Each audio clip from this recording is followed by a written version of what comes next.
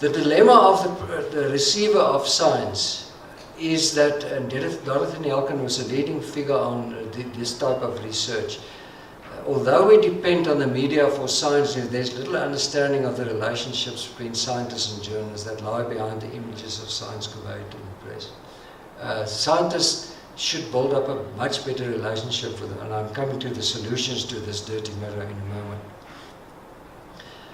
If social media have swallowed journalism, how dirty has the mirror reflecting science now indeed become?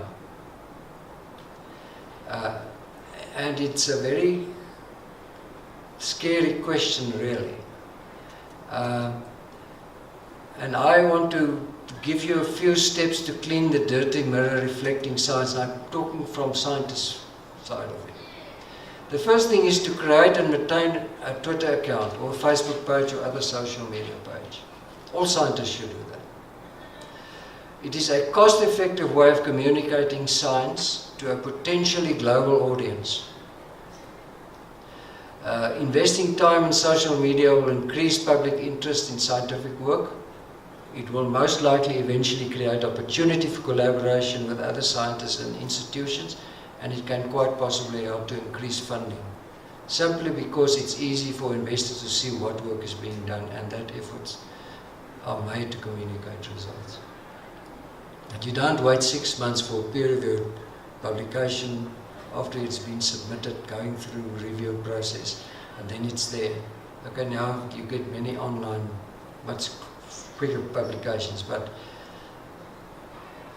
there's no reason why a scientist shouldn't tweet before it is published.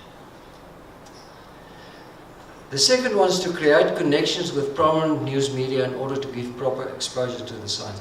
This is very important. You're an example of an accessible scientist.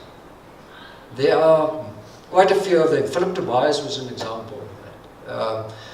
Tim Noakes, despite his banting ideas and he's acting in many ways unscientifically, but the fact is he's a good communicator.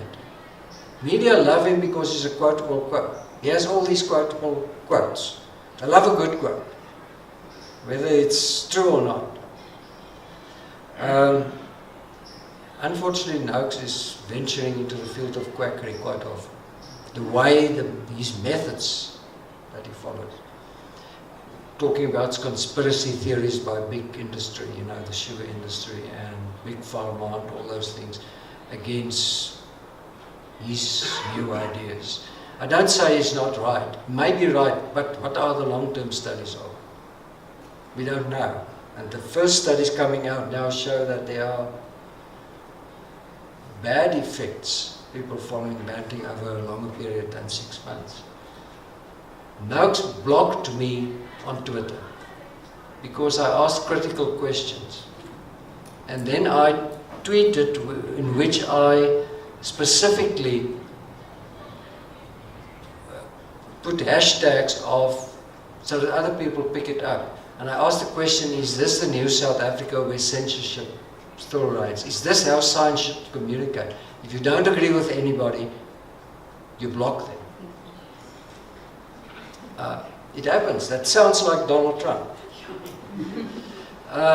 So what I'm trying to say with this point too is that you create these connections by using these things correctly, learn to use Twitter, for example, by using the correct hashtags, which will immediately be picked up by other people.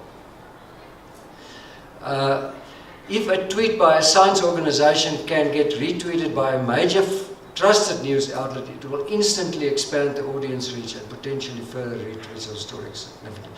We have seen that at Stellenbosch University. Our natural sciences faculty has appointed a science communication officer. She's Vida Fleury-Basson. She's got a master's degree in journalism, busy with a PhD, but she's also working in that science environment every day. And she writes science stories. And she tweets about them, and that faculty has a very high profile of news stories in the media. Because of that, the media pick it up and they want to have interviews with those scientists. So it's very important to use that. So don't underestimate that. The next one is follow and monitor your field of science and do not keep quiet when quacks spread unscientific and pseudoscientific nonsense on social media.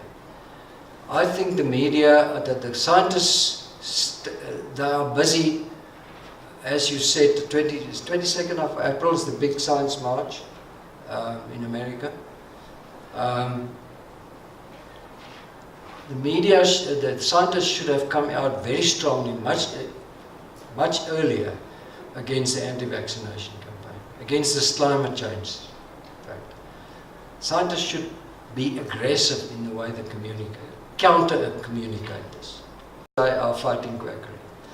Then the fourth one, build embargo hype. Don't wait for an embargo to be lifted before first tweeting about an announcement. You don't have to give the game away, but you can say, you can create expectations, say a vital study with new findings in the field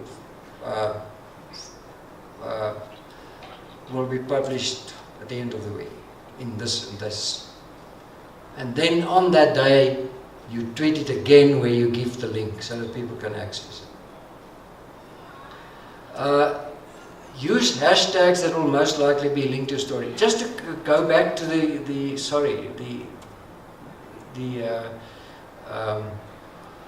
build embargo hype. I think scientists should think like sports journalists. They start previewing a rugby or a cricket test or any big sports event days before the time, predicting who will win or setting the scene of whether Orlando Pirates or Kaizer Chiefs will win. So they create a hype. You can do the same with science. Make science accessible, make it exciting. Use hashtags that will most likely be linked to a story. Include them in tweets, for example, vaxxed or anti-vaccination or vaccinations work, or UNFCCC or climate group. It will make tweets more easily searchable and accessible. Then the sixth one, open more than one Twitter account. You can have one in your own private capacity as a researcher, but also do it like a faculty or department, university department or a research institution or whatever organization you are. If you follow, for example, NASA or the BBC News or reputable science news sites, you will find excellent the European Space Agency. There are many of them. And you will see their announcements because many of them tweet.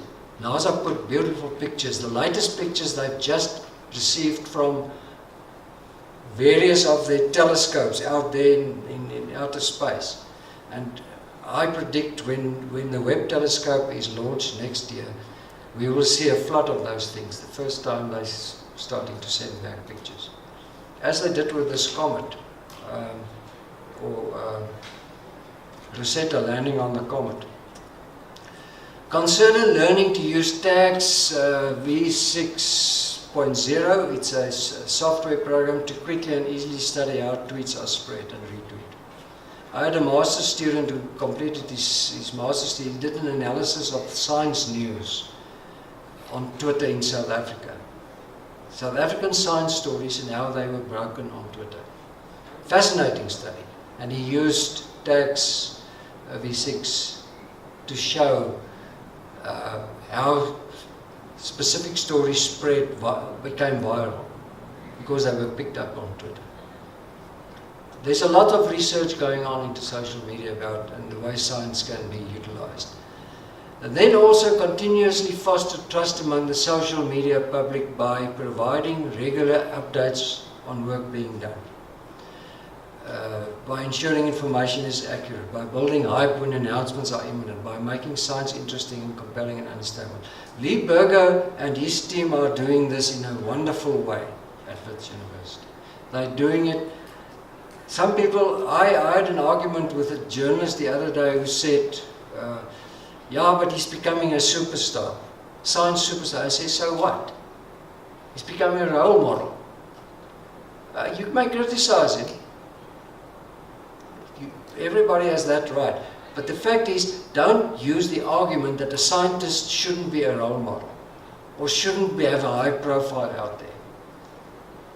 If we can, we can't only pay Ronaldo and the Springbok Lock or whoever we're going to contract millions and millions of rands and dollars and then say scientists must keep their mouths shut. Because it's not logical. We won't create a society. South Africa is a developing country. We need young people to be interested in science. And we won't get that if we don't have role models. Okay, that is my story. Just want to go back quickly. Yeah, let me keep to that, and if you have any questions, please. Thank you. Thank you very much.